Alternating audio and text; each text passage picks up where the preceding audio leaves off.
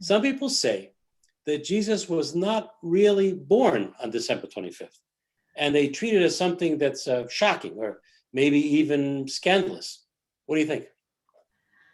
Well, the fact is we can't be certain that Jesus was born on December 25th, and that he may well not have been born on December 25th. It's funny that you bring this up, because in the last week or so, I had somebody text me, and he was or email me insisting that Jesus really was born on December 25th, and he thought that it was very important that we affirm the historical accuracy of this, and he had come from Protestantism, and where there's a lot of emphasis on this kind of a thing. As if we don't know that if he wasn't born on December 25th, somehow he wasn't born at all. I don't really understand why that is so important to prove this. But it doesn't matter, because, as I mentioned at the beginning, it was not, the church never focused on the date of someone's birth, but on the date of their death. This is what matters. And so for us, it was always the Pascha and the resurrection that were emphasized. But it's not something scandalous, because we know that the church really didn't begin to celebrate the nativity of the Lord according to the flesh until the 4th century. That's pretty well documented, that this was not. Now, the church always celebrated the birth of the Lord, that's for sure, his incarnation, but they celebrated that with his baptism on Theophany on January 6th in the new calendar. So the church always recognized the birth of the Lord, but they didn't separate it from. Why is that? Because the birth of the Lord is the appearance of the Lord on earth, his manifestation. It's a theophania. It's a theophany. It's a manifestation, epiphany of God on earth is the birth of the Lord. And then they celebrated that together with the baptism of the Lord, at which is manifest the Holy Trinity, the Father's voice, the appearance of the Spirit, and the Lord in the flesh being baptized. So it is true that the church didn't, in the early years, feel the need to celebrate it as a distinct feast. So not shocking, not scandalous, but something that people talk about. Some people even say that, well, to celebrate that day, you're actually worshiping a pagan god. Have you heard that? Yes, I have heard that, because December 25th in Rome, in ancient Rome, was the birthday of Sol Invictus, invincible sun, or also the god Mithras, who was the Persian god of light. It was a very popular cult at the time. The day before was the birth of Saturn. And so during these 7 days, from December 17th to December 24th, it was a common practice in the city of Rome to celebrate what was called Saturnalia. There was a period, 1 week of revelry, debauchery, drunkenness, immorality of all imaginable sorts that was popular in Rome.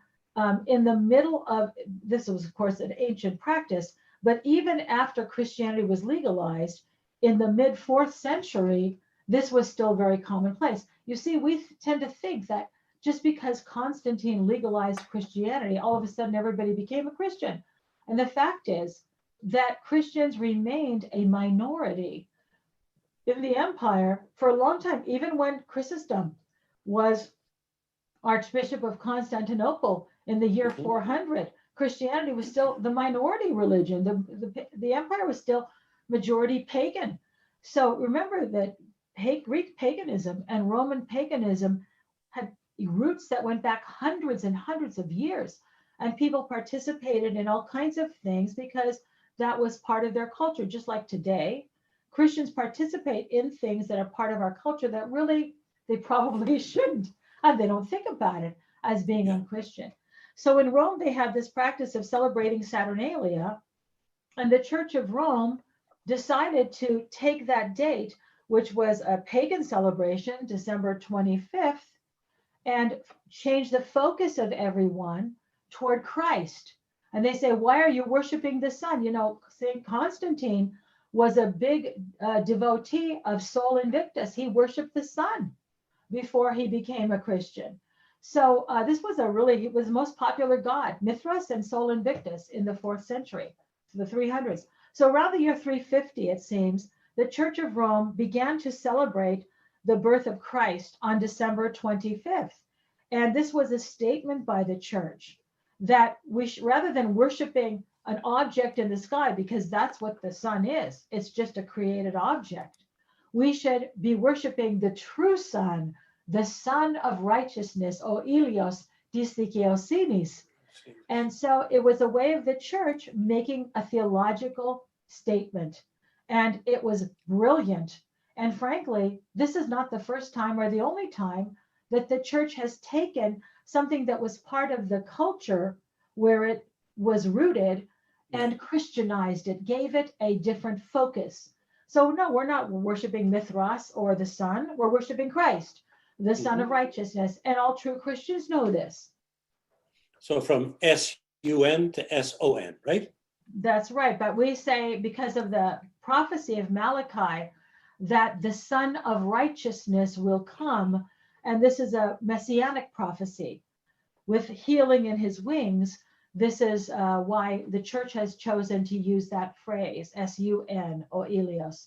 Great. Knowing that it's, like you said, the Orient from on high, the light from the east is Christ. So the same reason that we face east to pray. This, for many things that we do in the church are Jewish in origin, or they can be maybe something that's a holdover from even pagan practices, but we're not using them in a pagan manner. The church has always done this, and that's why Orthodoxy has rooted itself in the culture.